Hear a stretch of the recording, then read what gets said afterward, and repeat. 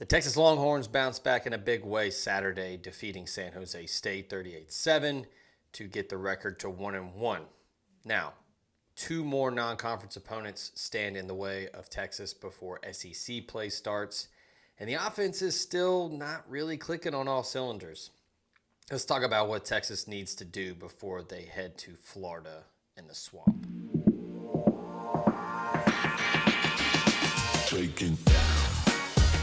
Arch Manning accounted for 5 total touchdowns on Saturday, 4 through the air, 1 on the ground. Parker Livingston had 3 touchdown catches. Jack Indries had 1.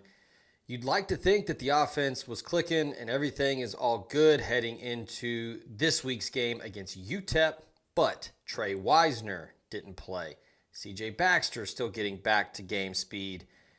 Arch had some really good throws, also had some not so good throws. Now, first-year starter, second game, we know these struggles are going to happen, but Florida looms large in a couple weeks. You've got UTEP this weekend, then Sam Houston to close out the non-conference slate before you travel to the Swamp.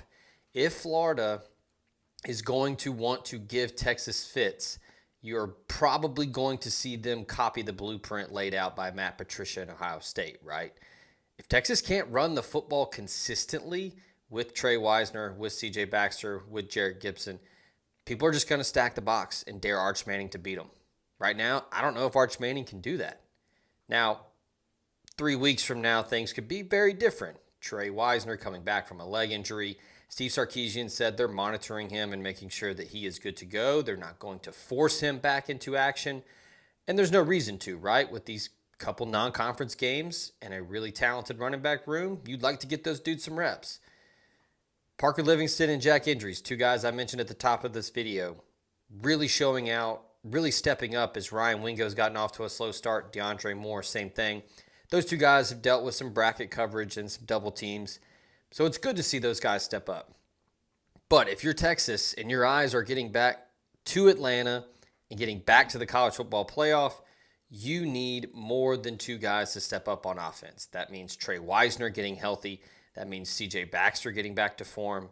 That means Jarrett Gibson taking that next step, which everyone expected all through fall camp. And lastly, of course, and probably most important, you need Arch Manning to continue to get better. Big step against San Jose State. He did a lot of good things, made some really big throws. You got 2 more weeks to prep before Florida starts. Then it gets very real. If Texas, again, is wanting to make a statement and get back to being the class of the SEC and get back to a semifinal game to have a chance at a national title, you are going to need this offense to click on all cylinders at every level, at every phase.